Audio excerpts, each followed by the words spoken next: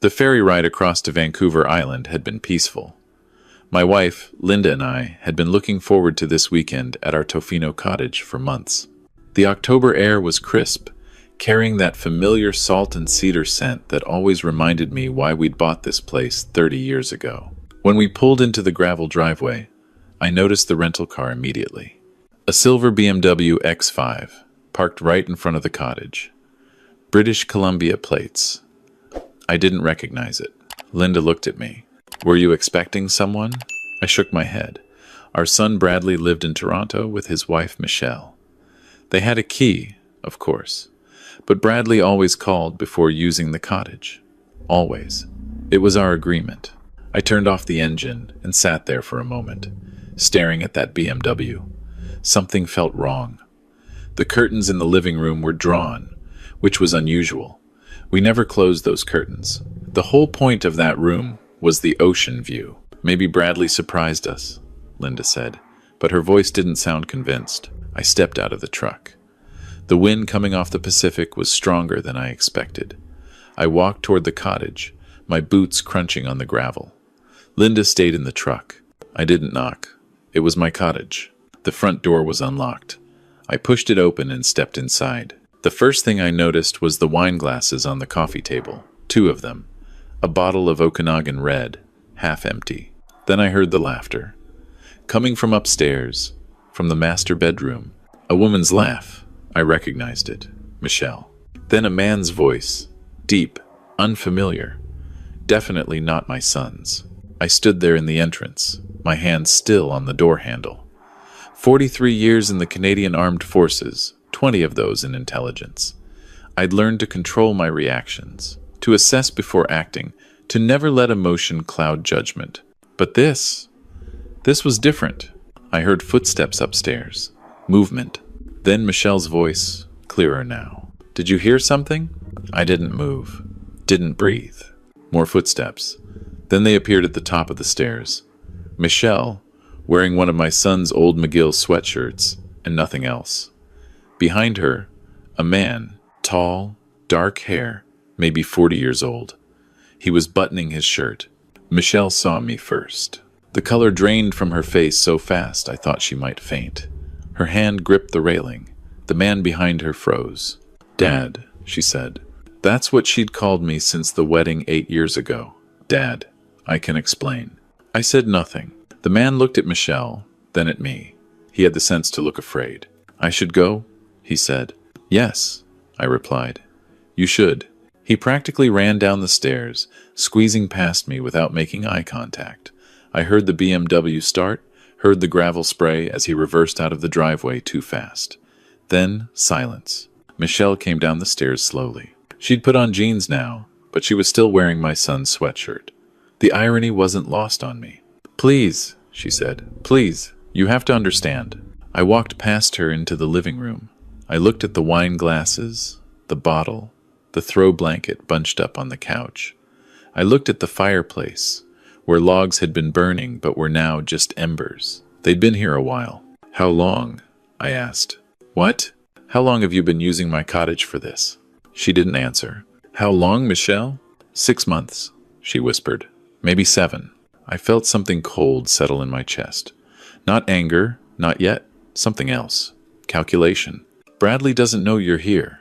It wasn't a question. "No. He thinks I'm at a wellness retreat in Whistler, with my friend Sarah." I nodded slowly. "Bradley? My only son. Bradley, who had worked 80-hour weeks at his law firm to buy Michelle the house she wanted in Rosedale. Bradley, who had postponed having children because Michelle said she wasn't ready. Bradley, who called me every Sunday without fail. Bradley, who trusted this woman completely. Michelle moved closer to me. Her hand reached out and touched my arm. "Please," she said again. "You don't have to tell him. This would destroy him. You know it would." I looked at her hand on my arm. "We can keep this between us," she continued. "I'll end it. Today. Right now. I'll call Marcus and tell him it's over. Bradley never has to know." "Marcus," I repeated. "That's his name. He's nobody. He's nothing. I made a mistake. People make mistakes." I removed her hand from my arm. "What do you want?" she asked. I'll do anything. Just please, don't tell Bradley. I studied her face. This woman I'd welcomed into my family, who'd sat at my dinner table every Christmas for 8 years, who'd kissed my cheek and called me Dad. Anything? I said. She nodded eagerly. Yes, anything. I want you to leave, now. Take whatever you brought and go. Relief washed over her face. Of course. Yes. I'll leave right now. Thank you. Thank you for understanding. I said nothing. She hurried upstairs to gather her things. I heard drawers opening, a bag being zipped. 5 minutes later, she came back down with a small suitcase. I'm sorry, she said at the door. I really am. I never meant for anyone to get hurt. I still said nothing. She left. I heard her rental car start, heard it disappear down the road toward the highway. Linda came in through the front door. She'd been waiting in the truck the whole time. She looked at me, at my face, and she knew. She always knew. What happened? She asked. I told her. When I finished, Linda was crying. Not for Michelle. For Bradley. For what this would do to him. What are you going to do? She asked. I walked to the window and looked out at the ocean. The waves were rough today. A storm was coming.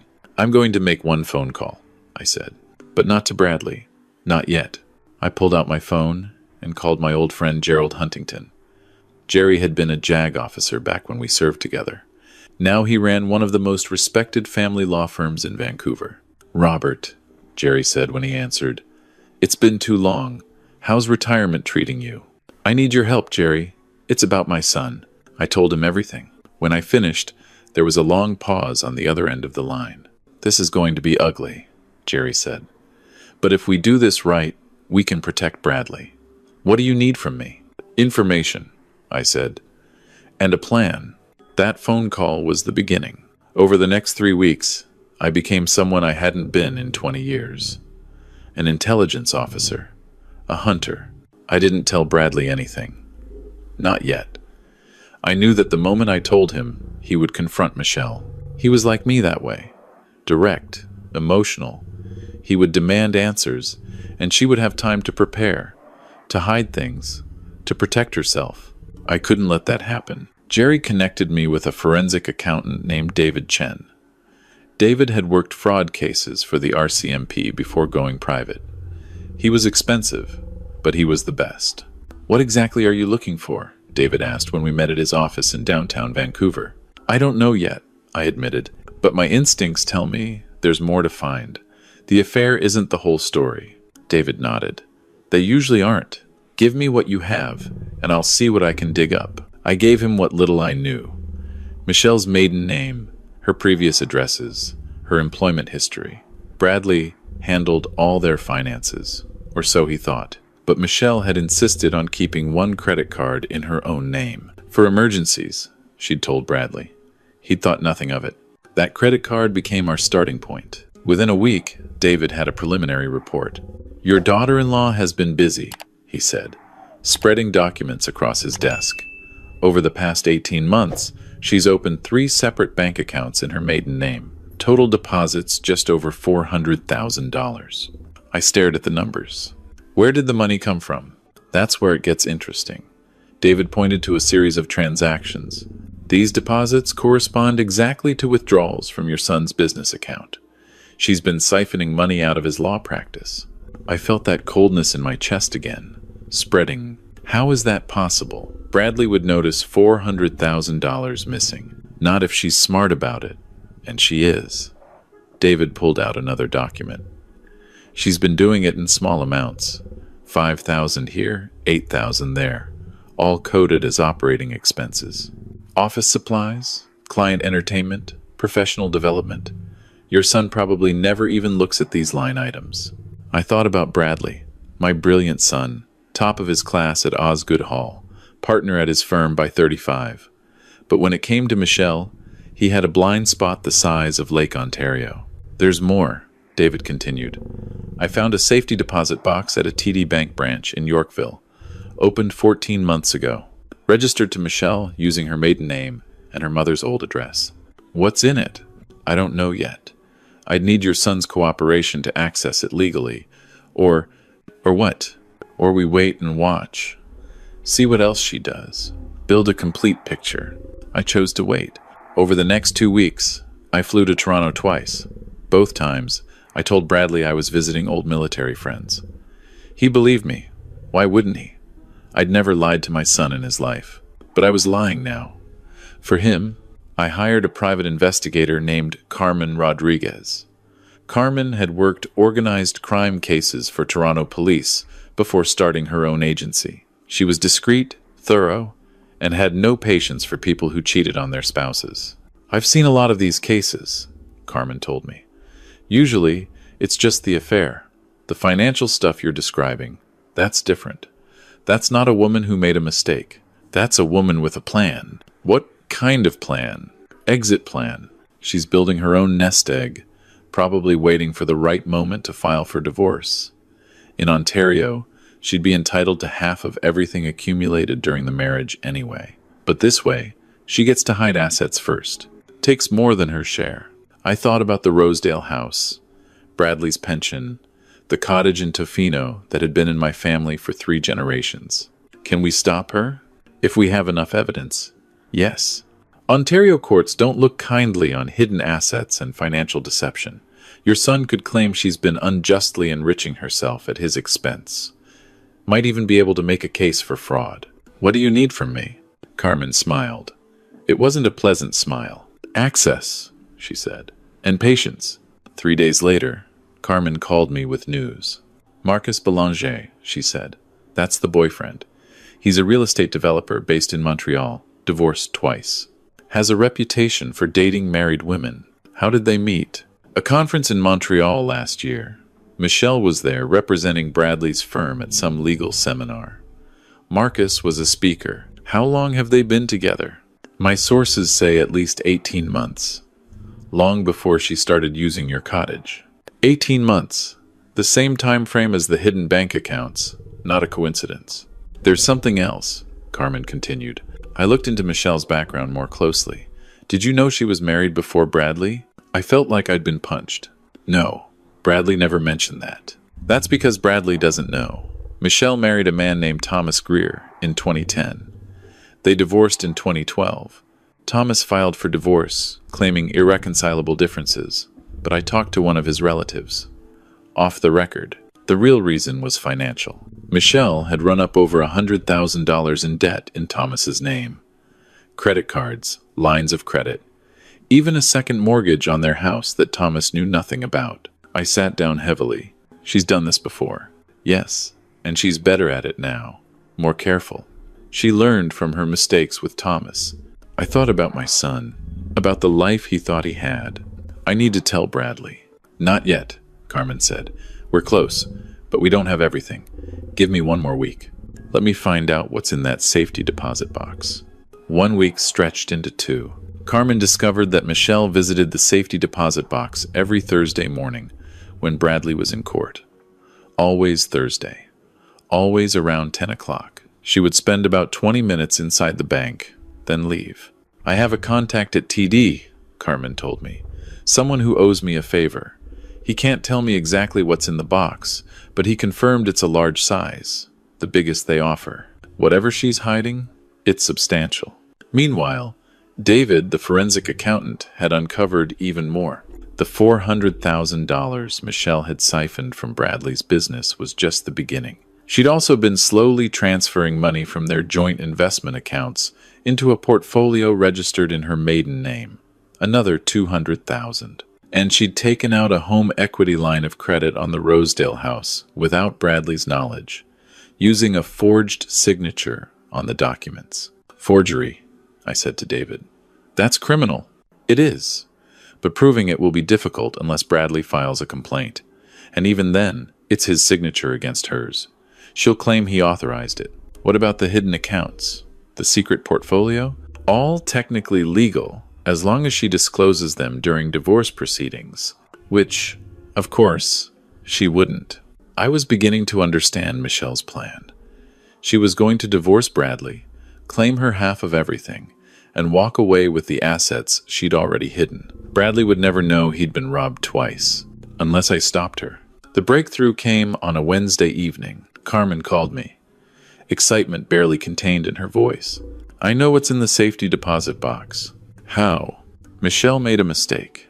Last Thursday, when she left the bank, she was carrying a folder. She stopped at a coffee shop nearby, and while she was waiting for her order, she opened the folder to check something. My associate was watching. He got photos. Carmen sent me the images. The folder contained documents, insurance policies, all naming Marcus Belanger as the beneficiary, life insurance policies on Bradley, totaling $3 million. I felt the room tilt. She's planning to kill him. Maybe, Carmen said carefully, or maybe she's just covering all her bases. Some people take out insurance policies on their spouses as part of a normal estate plan. Without their knowledge, naming her boyfriend as the beneficiary? Carmen was silent.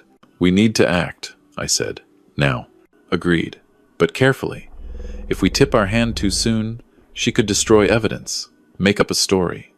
Your son might even believe her. She was right. Bradley loved Michelle. He trusted her completely. If I went to him with accusations, he would want proof. And if Michelle knew we were onto her, she would make that proof disappear. What do you suggest? A confrontation, Carmen said, but on our terms, with everything laid out, documents, photos, financial records. Make it impossible for her to deny. I agreed, but before I could confront Michelle, I needed Bradley to see the truth for himself. I flew to Toronto the following weekend. I told Bradley I wanted to take him to lunch, father and son. He was delighted. He had no idea what was coming. We met at a restaurant in the financial district. Bradley looked good, tired, but good.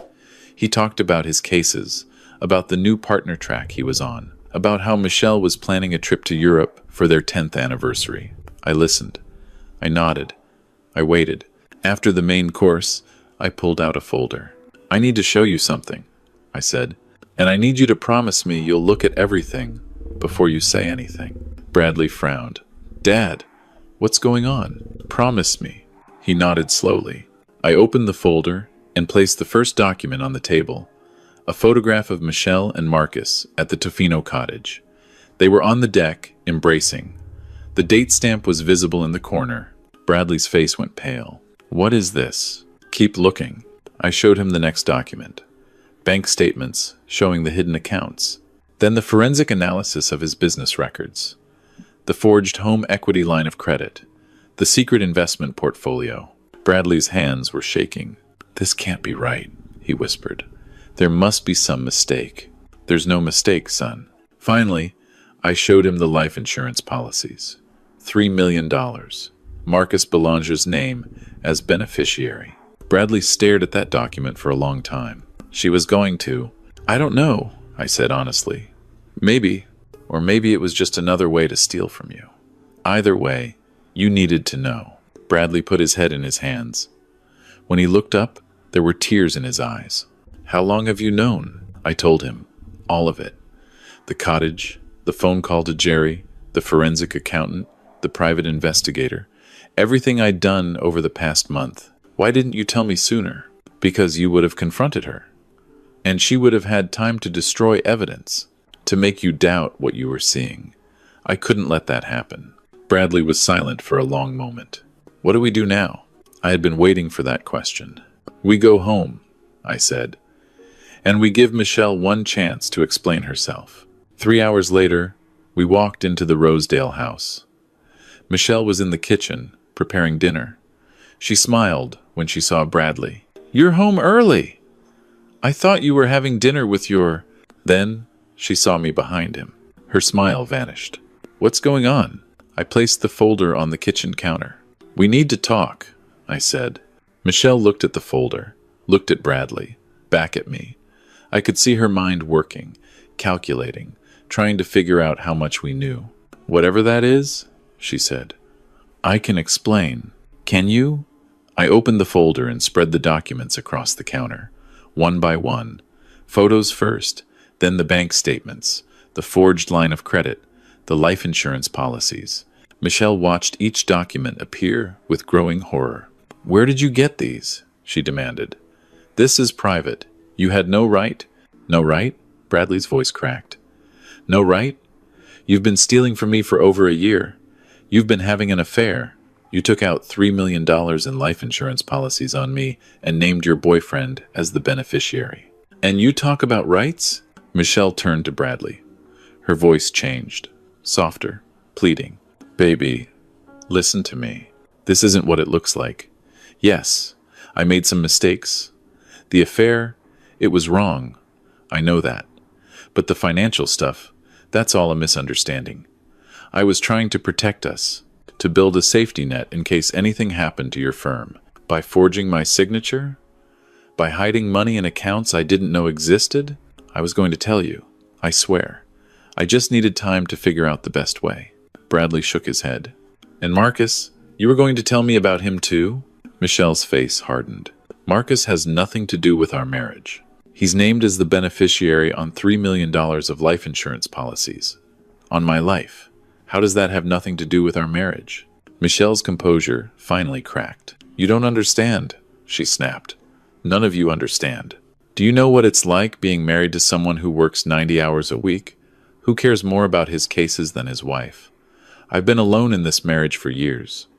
Marcus actually sees me. He appreciates me. He's a twice-divorced real estate developer who dates married women. I said, You're not special to him.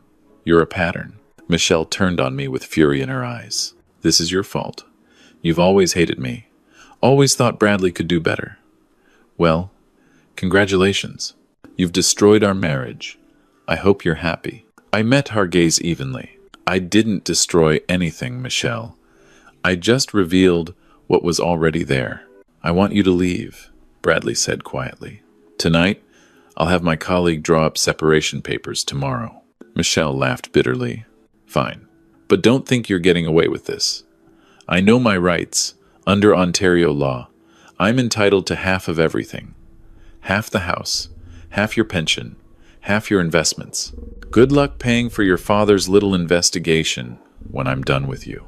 I smiled. About that, I said. I pulled out one final document from my jacket pocket.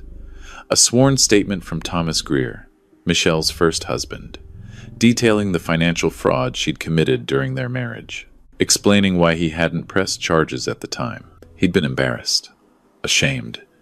He just wanted it to be over. But now he was willing to testify. This changes things, I said.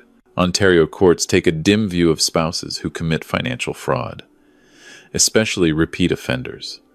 Your claim to half of Bradley's assets becomes much less certain when a judge sees this pattern of behavior. And the forgery on the home equity line? That's criminal. My lawyer tells me you could face charges. Michelle's face went white. You can't do this. I can, but I'm willing to make you an offer.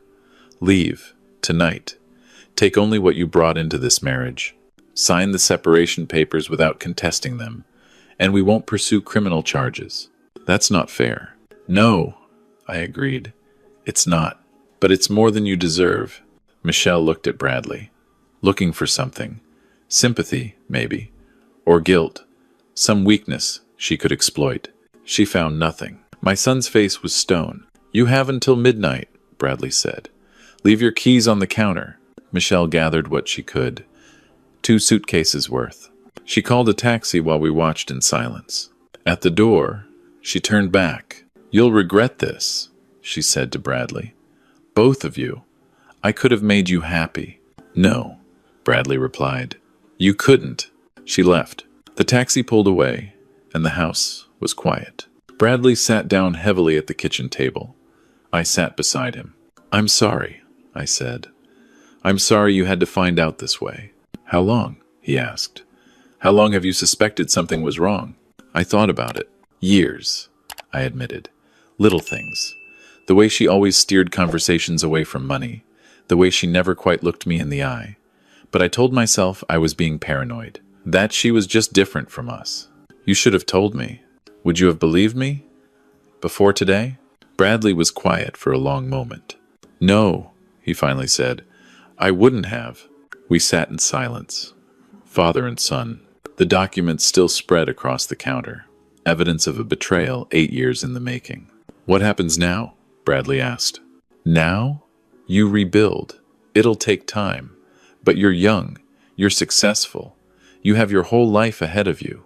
I feel like such a fool. You're not a fool. You trusted someone. That's not foolish. That's human. Bradley looked at me. Thank you, Dad, for everything. For protecting me. I put my hand on his shoulder. That's what fathers do. The divorce was finalized 4 months later. Michelle contested nothing, just as she'd agreed. Bradley kept the house, his pension, his investments. Everything she'd tried to steal was returned. Thomas Greer's statement was never filed with the court. We'd made a deal, and I intended to honor it. But David Chen kept copies of everything, just in case. Marcus Belanger, we learned, had ended things with Michelle within a week of her leaving Bradley. Apparently, he wasn't interested in a woman without access to her husband's money. Carmen had been right. Michelle wasn't special to him. She was a pattern. Last I heard, Michelle was living in a small apartment in Hamilton, working as an office manager. She'd tried to contact Bradley twice. He didn't respond. As for Bradley, he took 6 months off from the firm, traveled to Europe alone, spent some time at the Tofino Cottage, just sitting on the deck and watching the ocean. Healing. He came back changed, quieter, more careful, but also stronger. He met someone new last year, a woman named Sarah. She's a pediatric nurse at Sick Kids Hospital. She makes Bradley laugh in a way Michelle never did. I watched them together at Thanksgiving dinner, and I saw something I hadn't seen in years. My son was happy, genuinely happy. After dinner, Bradley and I stood on the back deck, looking out at the Toronto skyline.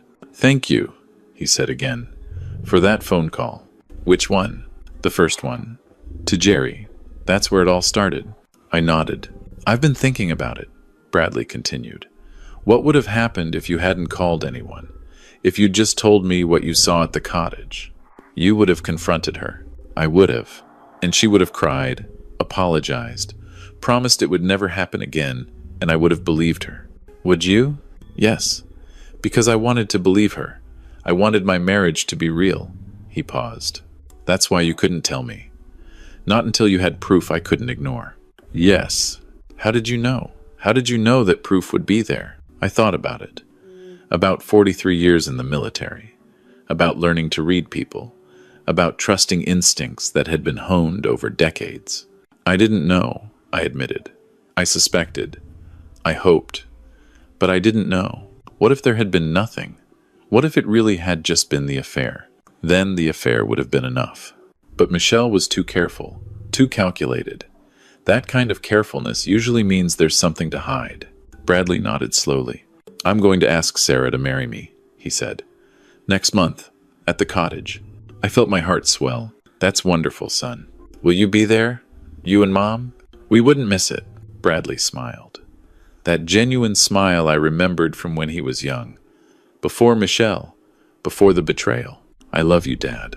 "I love you too, son." We stood there for a while longer, father and son, watching the city lights flicker on as darkness fell. The past was behind us. The future was waiting, and I knew, with absolute certainty, that everything was going to be all right. If you've enjoyed this story, please hit the like button and subscribe to the channel. Leave a comment below sharing where you're watching from and what time it is there. I'd love to hear from you. And if you want to hear another story of justice served, click on the video appearing on your screen right now. I'll see you there.